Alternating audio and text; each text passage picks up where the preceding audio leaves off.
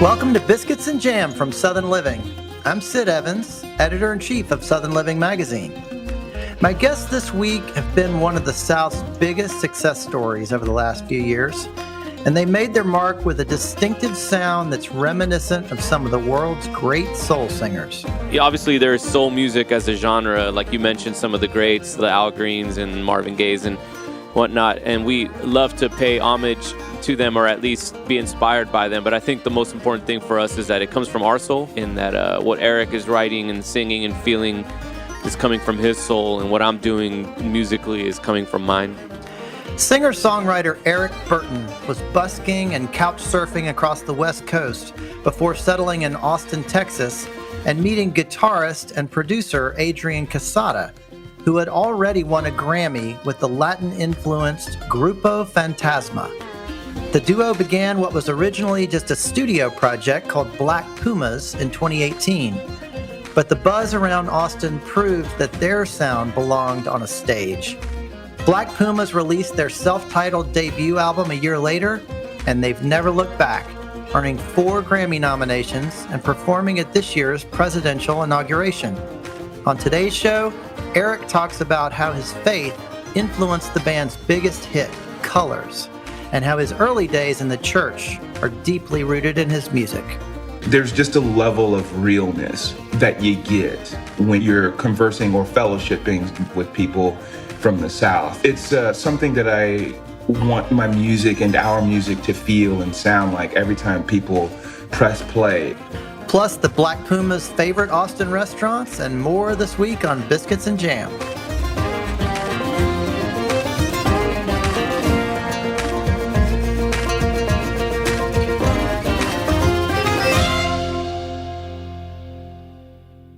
Well, Eric Burton and Adrian Quesada, welcome to Biscuits and Jam. Thanks for having us, man. It's such an honor to have the Black Pumas on this show. I'm a big fan, and it's been a really big year for you guys. Yeah, it's been a crazy year, man. I mean, I think that we're still kind of processing everything. And, you know, the fact that we have so many different publications who represent the voice of so many different people of different walks of life being interested in this project and the music and what's happening. It's very exciting, especially for where we come from individually as musicians and artists. So again, thank you guys so much. Well, Eric, I want to start with you. You grew up in Southern California and you moved to Austin, Texas a few years ago. What was it about Austin that drew you there and made you want to stay for a while? Well, I think, I spent quite a bit of time in California between there and West Virginia and, a little bit of time in New Mexico. When I first got to Austin, I felt that kind of Southern hospitality kind of thing where, especially for the artist and the musician that I am, the people here were very highly receptive and just very warm and welcoming to me. And that was something that I wasn't quite getting in the same volume that I do here in California. So I'm glad I stayed because I think Adrian and I both admit to each other that this wouldn't have happened anywhere else. What were those first couple of months like for you? Did you dive right in or was there an adjustment period? Most definitely. I dove right in the first day. I was on a busking trip from Los Angeles, California to Seattle, Washington, hitting all the major cities to then come back down towards New Mexico, where my current immediate family lives, to then be in Austin, Texas. And the first 2 months, it looked like me busking, every other day at about $100 to $200 a day, just myself, and couch surfing and meeting the just amazing artists and musicians here. I kind of got very lucky in that as soon as I got here, I was invited to a party, and one thing kind of led to the next where I got to know kind of the inner circle of musicians here quite quickly. I had only busked here for about a few months. And then I moved into a house, started building my own studio, met Adrian Quesada, and we initiated the Black Pumas project. And Adrian, you've been in Austin for a long time. I mean, you could play music anywhere in the world, Nashville, LA, New York. What are some things that have kept you in Austin? I would say the number one thing that kept me in Austin is family. I moved here from a city called Laredo, which is like 3 hours south of here. Coming from Laredo, Austin was a whole other world to me. And it was the nearest city to my hometown where I could do music, and art and feel creative and be myself. I moved here 3 days after I finished high school and just felt like I could be myself here but still be a drive away from seeing my family. And then eventually met my wife here. And we started a family. So, we have pretty deep roots in Austin and Texas as a whole. So that's what's kind of kept me here. I've actually talked to other friends of mine who, in their 20s moved to LA or moved to New York and moved to Nashville and did all that kind of thing. And I just never left. I've never lived in anywhere but Texas. So when y'all met, I'm wondering, what are some of the first places that you took Eric to in terms of food or bars? I was actually remembering an early last-minute lunch meeting we had. This was before I think we were even a band, and we went to a place called Little Darlin'. I don't know if you remember that, Eric. You were still teaching. Oh, yeah. Yeah. We had lunch. We had a burger and a beer there. Then I think the first place that I remember us sitting down, and because we just get together in the studio, was right around our first South by Southwest. We went to a place called Cosmic Coffee, and that place is a great outdoor kind of coffee, with a bar, good food trucks. There's a really good taco truck there. There's some like good chicken wings there. And I know it's become one of Eric's haunts as of late. And that was one of the first places I remember us kind of getting food and a drink and talking about, the future. So do y'all have a lot in common when it comes to food, or do the similar interests kind of stop at music? Well, I was raised in California where the Latin culture is very prominent. And so I grew up loving empanadas and tacos and, even down to pozole and things like that. I've never seen Adrian eat that authentic of, Mexican food, but sometimes I'll come to the studio and Adrian, he'll have like some mystery lunch in there. Sometimes it's tacos, sometimes it's chicken wings that he might have made at his house. And actually, I was just talking to my roommate yesterday. I'd never gone here with Adrian, but it is one of my favorite places for kind of like Texas soul food in Austin, Texas, and that is Hoover's. I remember going there and, I was hungry, but I think the food was so good that I probably ate more than I would have eaten anywhere else at that time. I had two, like my friend told me, he said, dude, you ordered 2 entrees, a dessert, and you ate it all. It's just nice, man. There's some very special restaurants and spots to go to eat out here. You brought Hoover's over to my house last year, Eric, when my studio was still there, when we were doing some taping or something, kind of beginning of the pandemic, when everybody was so careful to like not touch food or anything. And I remember Eric had Hoover's, and you had a huge styrofoam kind of to-go plates, completely full of a lot of Hoovers. And it was really early in the pandemic when I was really paranoid to just touch anything that anybody else touched. But man, it looked so good. And Eric was like, oh, come on, you want some. So remember you took some Hoovers over to the house. I remember, man. I remember. I think that you caved and took a few bites, actually. Oh, yeah. Absolutely. It's such a great food town, and the barbecue, of course, is legendary. Yeah, the barbecue's amazing, and as is in Lockhart, right outside of Austin, is kind of like the capital, really. But it's funny because I feel like I only eat barbecue when friends from out of town come in and want to eat barbecue. It's kind of one of those like really heavy lunches that like if that's what you're doing that day, that's what you're doing that day because it's heavy duty. So I feel like I mainly eat barbecue when friends from out of town come into town and say, man, let's go get some barbecue. And then you just got to clear your calendar. Yeah. I personally really love the integration that has been like Texas, like kind of soul food in Mexican food. One of my first friends here in Austin, his name is Yayo Sanchez, and his parents own a restaurant called Baby A's. It's a little chain out here. And so if you like Tex-Mex and delicious cocktails, they do like this frosty kind of cocktail where each one there's levels to the was the ABV, the alcohol potency. content. Yeah, potency, and so it's just I'll leave it there. It's been a lot of fun to like revisit that place as well, especially that my friend's family owns it.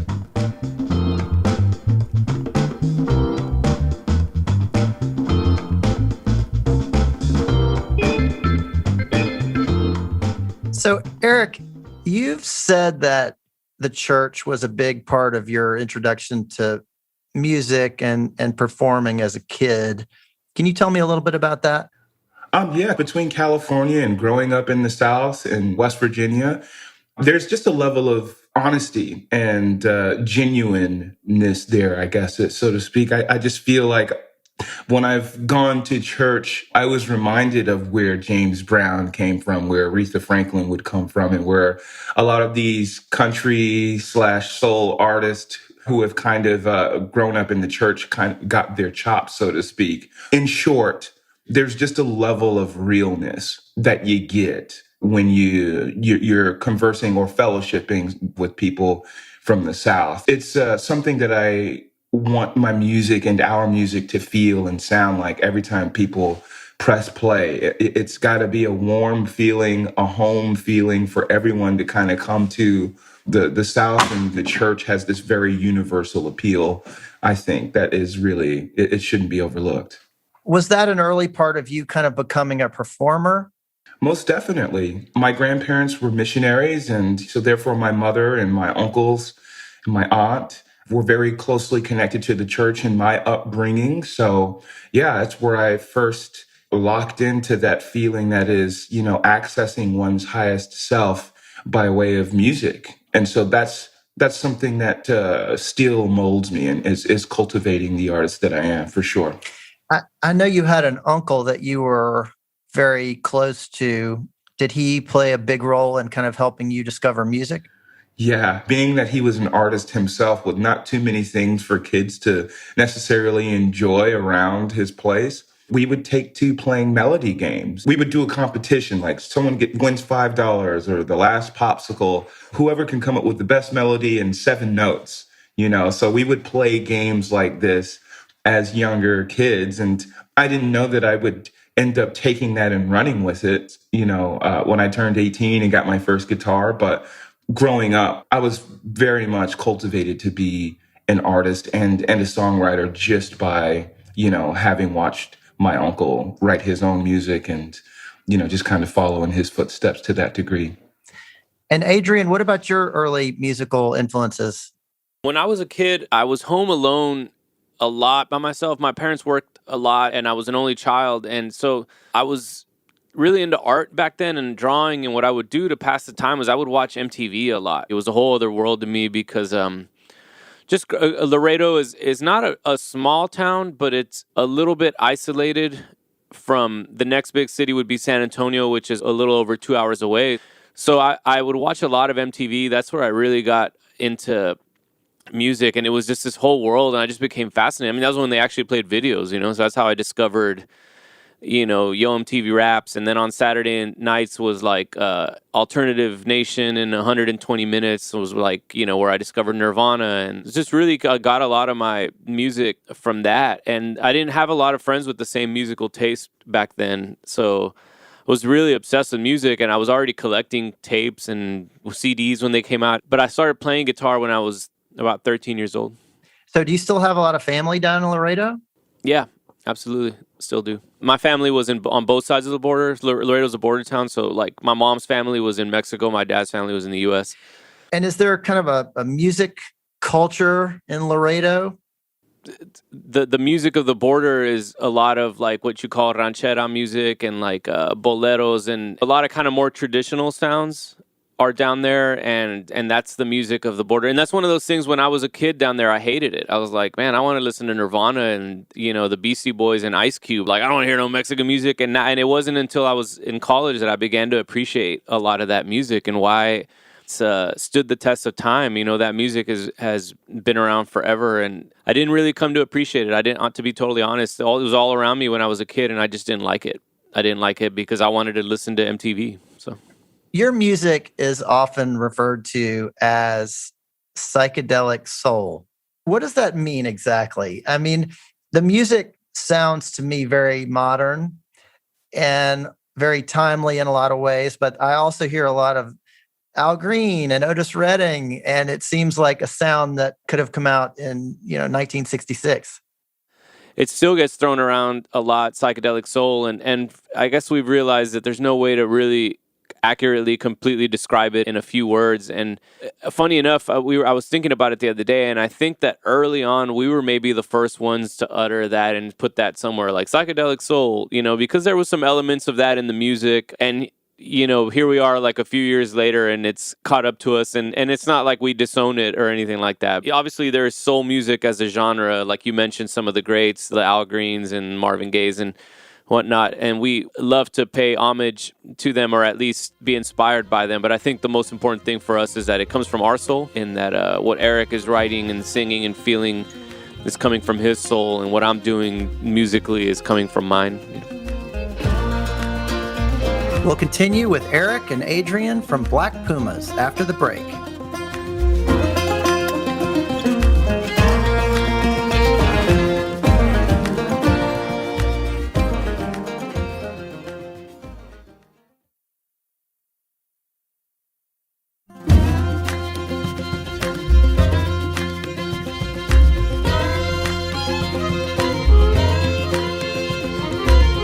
Welcome back to Biscuits and Jam from Southern Living. I'm Sid Evans, and we're talking with the Grammy-nominated duo, Black Pumas. So you really got your start as the Black Pumas performing at a place called Seaboys Heart and Soul in Austin. What were some of those early performances like for you guys? I think Adrian said this the best. We both have a healthy level of confidence, but I believe that we were both fairly nervous. We didn't know how it was going to go over. All we knew for sure was that we had a really great time recording it together. And we felt that we would be remiss not to give this music a go with the aesthetic that is playing it with a band. And yeah, I remember both of us not really inviting too many people out. It wasn't like a showcase, so to speak. It was just kind of put on in a way that was very nonchalant and felt like kind of normal for what was going on at that place. I remember Adrian reaching out to Steve Wertheimer with a couple of songs, and he said, "Hey, man, dig it, and would love to have you guys out every Thursday of this month," which was February at that time. And yeah, I mean, how did you feel, Q? I remember Adrian pulling me aside as soon as we finished, and there was just like this mutual shared energy of excitement and encouragement, I think. Yeah, those were still some of my favorite, memories of the band. So we did every Thursday for a little over 2 months. I used to look forward to that Thursday all week long. I mean, it was so much fun. Those first shows were a lot of our friends, but by the second or third one, there was lines around the block. It was so new and so fresh, exciting that I'd had a hard time sleeping the night before because I'd be so excited. But I do remember, I felt like it exceeded my expectations on that first show. We just hadn't known each other that long. We'd only rehearsed a couple of times, and everything I had ever seen of Eric on YouTube was just him playing guitar and singing, kind of standing there. Obviously, you can't be doing splits with a guitar on your back, but I remember him kind of ripping off the guitar, and like kind of this whole other thing happened where I was like, oh, wow, I didn't even know he could do that. I had no idea. I thought he was going to stand there and play guitar, which would have been awesome, So it was, the first show was just this major moment where I had chills, during the show and after the show. So there's a video of your hit song Colors on YouTube that now has about 73 million views. That's as of yesterday. Wow. And it says it was filmed at Arlen Studios in Austin back in 2019. And I'm wondering if y'all can take me back to that performance and what you were feeling when you recorded that day, because clearly something special was happening and people feel it when they're watching that video. Yeah, I remember Ryan, our manager, Ryan Madison, had suggested the idea. He was like, you guys have this killer live show. And had I known that people were going to make reacts videos to it, people were going to analyze Eric singing, people were going to transcribe my guitar solo note for note, I think I would have been a little more nervous, but maybe it was better that way. There's certain things right now we've done, like the Grammy performance we did and the inauguration video, where I felt the pressure a little bit that day of like, okay, this is going to be watched millions of times. But I wouldn't have guessed back then that 70 million people would watch that live version of Colors. You know, there's videos of people analyzing Eric's singing style that have thousands of views. There's people that have like transcribed the guitar solo, where I felt like I added too many notes on certain parts, and those have been watched thousands of times. And there's people that have like transcribed the keyboard solo of that video. So it's kind of amazing. It's kind of incredible. It's taken on a life of its own. So Eric, you wrote that song a number of years ago, and I've heard you talk about it being inspired by the colors of the sky in New Mexico. Is that right? That definitely aided my writing for sure, as does nature generally. I love writing from the perspective of what we see and feel, hear, and can touch just living on this lovely planet, right? And so a lot of my songs kind of gets written and inflected and or presented through the spectrum that is nature. But the song is really about my relationship with God. The song is really about my relationship with my highest self. I was leading praise and worship at a Presbyterian church at the time that I wrote that song.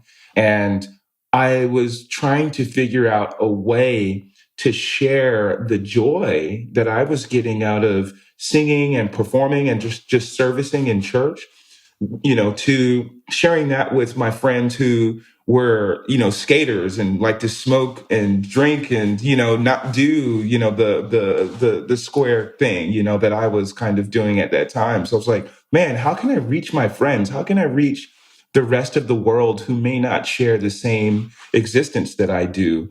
And so Colors was my attempt at meeting myself at the highest point to then reciprocate something that everyone could feel invited into.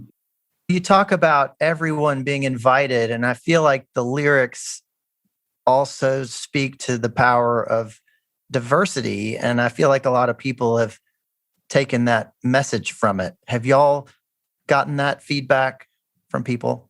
Most definitely. And I think that's what makes us most thankful about having this conversation with you, for all of the listeners out there who are curious as to where, you know, the origins of the song kind of exist within. People come up to Adrian all the time with their take on it as well.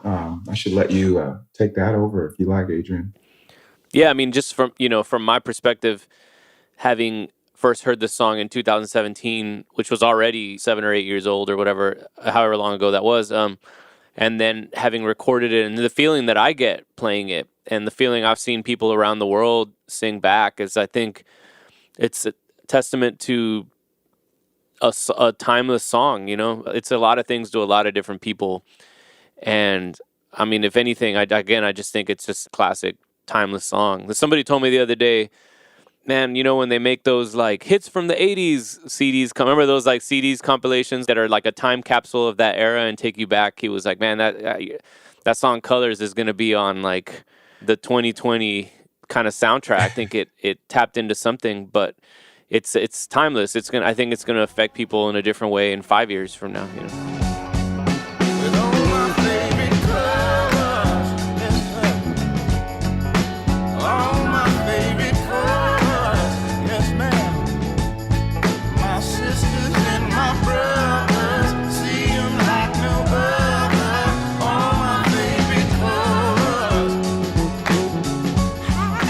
I want to ask y'all about another song called October 33. And Eric, I read that this song might have been a reference to your move to Austin, which I believe happened in the month of October. Is there any truth to that? First of all, October 33 is, in songwriting form, the process of shadow work. That is, you know, finding the fragmented parts of self that might have been fragmented from from losing a friend or losing out on something, being put in a situation where the mindset of lack seems more attractive than operating from a mindset of abundance. And so October 33 is pretty much a love letter to self, you know, to that part of self that might feel forgotten. Being here in Austin and undergoing this like very heavy transitional period that the last 5 years has been for me, coming from where I come from. That was a song that I just feel like helped me to kind of survive the changes, so to speak, because the changes have been quite big. Eric, would you mind singing just a little bit of that, just the beginning? Yeah. I've got your number lonely, October 33. I wear it on my soul's back like fair. And I can hear the brass ring. I hear it in the nosebleeds where you once felt a cold breeze. Think it was Halloween. I've got your number lonely, October 33. That's cold facts, fair. Holds me down like you know how, darling. Hold me now like you know my plight. Got your number. Oh man, it's a beautiful song. It's really got some magic in it. Yeah. I try to write those kinds of songs, by the way, where I can still have myself and have the rest of the people feel comfortable with themselves listening to it. So a lot of things kind of get put in to like parable form. And so with that, it feels nice that people kind of, can still connect and bring their own meanings to it like they do with colors.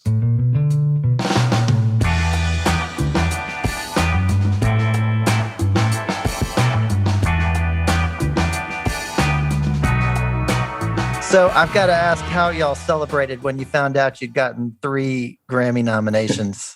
I ran around the house with my shirt off, and one of my cousins put the song on, and we were all, screaming, and we had a very jubilant moment in the house with my grandmom and my entire family during the time. It was Thanksgiving, right? It was like the day before Thanksgiving. So yeah, we had an amazing Thanksgiving. That's how we celebrated. Adrian, how about you? We were in Lockhart for the weekend, or for the week, Lockhart, Texas. And honestly, like I kind of got teared up and just kind of stood there. I kind of froze for a little bit, but I had a breakfast taco in my hand, and my wife opened a bottle of champagne. So I had like tacos and champagne and tears. It was I just kind of froze for a second. It took a little bit to kind of digest it all. And then the rest of the day is spent fielding texts and phone calls from friends and family. So this is pretty special. And I just have to ask, what was it like performing at the ceremony this year? It had to be a little surreal. Yeah, it was amazing, man. Just being able to perform on such a stage surrounded by so many brilliant individuals was a great validator, first of all. And for me, I think that it mostly just encouraged me to continue to make music and to do it to the highest ability possible. Not to be nominated again and or win a Grammy, but to answer the call that is being one of the best songwriters, one of the best musicians in the industry, as we were validated by the Grammys. And so for that, it's been a lot of pressure, but it's if you don't love your work, man, you pack it up and do something else. Well, what are y'all most excited about coming up in 2021?